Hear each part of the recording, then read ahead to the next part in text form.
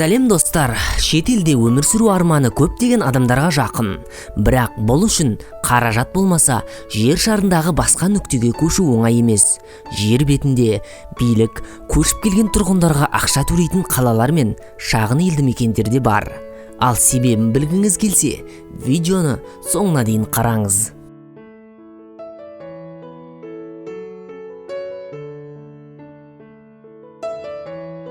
Понга, Испанияның солтүстік шығысындағы Астурия провинциясындағы шағын ауыл.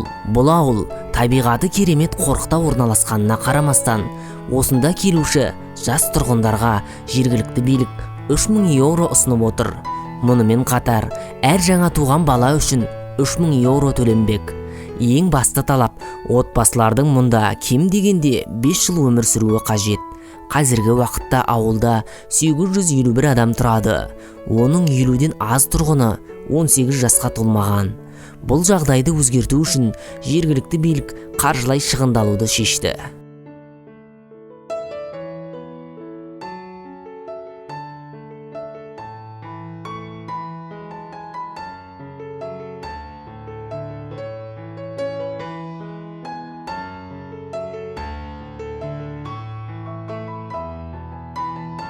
Қазіргі уақытта Мисима ауылында 400-ге жуық адам тұрады. Ал егер сіз олардың қатарына қосылуға шешім қабылдасаңыз, сіз ауыл шаруашылығымен немесе балық аулаумен айналысуға дайын болуыңыз керек. Және ең басты шарт, сіз 55 жастан аспауыңыз тиіс. Егер сіз осы талаптарды қанағаттандыратын болсаңыз, жергілікті билік сіздің көшуіңізге $900 береді. Тегін сиыр немесе оның орнына 4500 ақш доллары бір реттік ақшалай өтемақы төлейді. Сондай-ақ ай сайынғы жәрдемақы $750 болады. Егер сізде балаңыз бар болса, сізге қосымша $89 айына, ал 2 балаға $178 беріледі. Мисимада балаларды босануы мен оқыту үшін материалдық көмек көзделген. Мұнда жақсы үйді жалға алу арзанға түседі. Шамамен айына $207.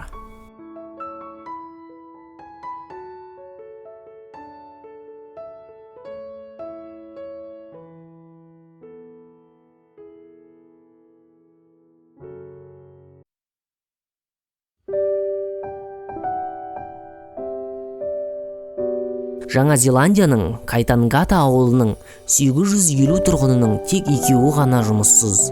Сүт тауар фермасы мен мұздатылған жартылай фабрикаттар өндіретін завод жұмысшылар күшінің жетіспеушілігін бастан кешуде. Сондықтан билік қаланың жаңа тұрғындарына үйлер мен жер беру туралы шешім қабылдады. Нарық бағалары бойынша олардың құны 160 мың ақш долларын құрайды. Бірақ жылжымайтын мүлік тегін беріледі. Тек өмір сүр және жұмыс істе. Мэр Брайан Кадган айтқандай, бізде жұмыс бар, бізде үйлер бар, бірақ адамдар жоқ. Біз қаламызды жандандырғымыз келеді және барлықтарыңызды күтеміз, дейді.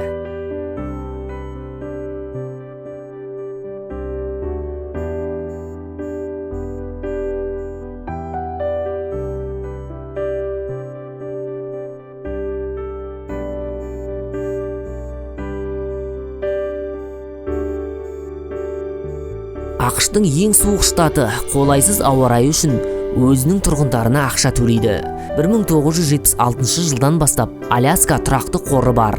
Ол мұнайдың айналымынан 25%-ын мемлекеттік кіріс алады, және кірістердің жартысы тікелей аймақтың тұрғындары арасында бөлінеді. Алғашқы дивидендтер 1982 жылы төленді. Ең басты шарт, олар Аляскада кем дегенде 1 жыл өмір сүріп, және қылмыстық жазаланбаған болуы қажет. Жергілікті жалақының жоғары деңгейін, өмір салты мен керемет табиғат көрінісін есептесек, бұл жерге барып өмір сүруге әрине болады.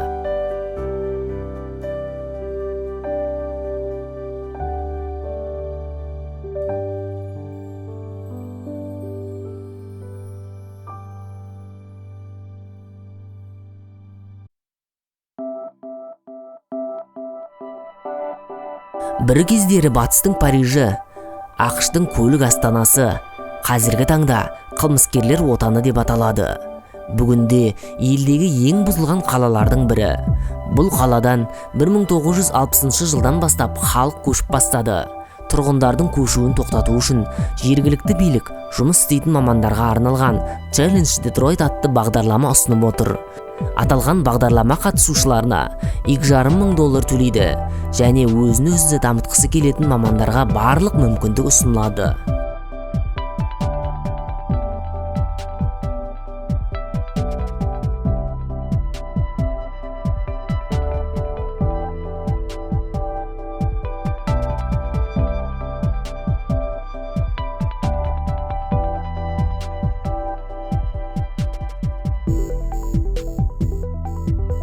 Канадалық Саскачеван провинциясында университетті немесе колледжді ақылы оқыған студенттер өтемақы ала алады.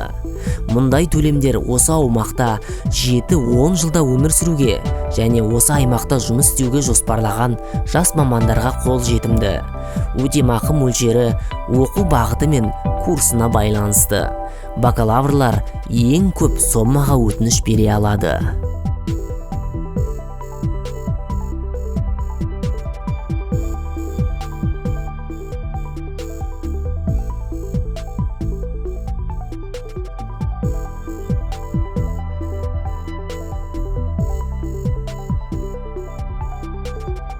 Аталған сарқыраманың әлемдегі ең әдемі жерлердің бірі екен жақсы білесіз. Барлық адам мұндай жерде өмір сүргісі келетіндей көрінгенмен, шын мәнінде 1960 жылдары 102.000 адам өмір сүріп, өзінің шыңына жеткен жергілікті тұрғындардың саны қазіргі уақытта 2 есе азайды. Билік 2 жыл жергілікті кәсіпорындарда жұмыс істейтін студенттерге $7,000 көлемінде көмек көрсетпек.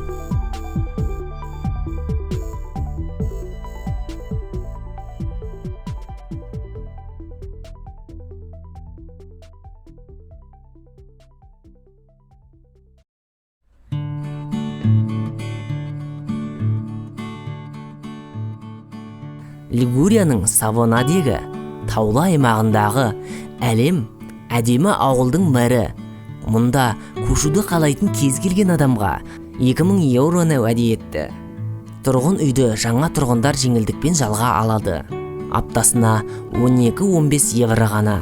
Егер сіз осы жерлерге саяхат жасасаңыз, онда провинциялық итальяндық идиллияның рахатына бөленесіз. Мұнда өмір сүріп, Лигурия теңізінің таза жағажайларымен танымал жағалауына жиі баруға болады.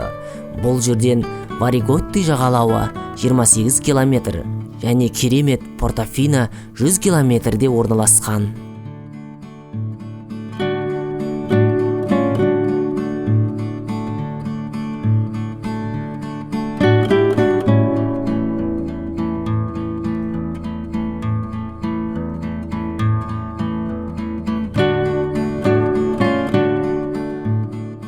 Нормандиядағы кішігірім ауылда өте аз адам тұрады, шамамен 380 адам. Ал жастар болса басқа қалаларға көшуін жалғастыруда. Осы себепті қала басшысы өз ауылын құтқару үшін 900.000 шаршы метр болатын жер телімдерін 1 шаршы метр үшін €1 сатуды шешім қабылдады. Нәтижесінде Шандибюль ауылынан жер сатып алу үшін 300-ден астам ұсыныс түскен. Сату шарттары 1 жылдың ішінде үй салу.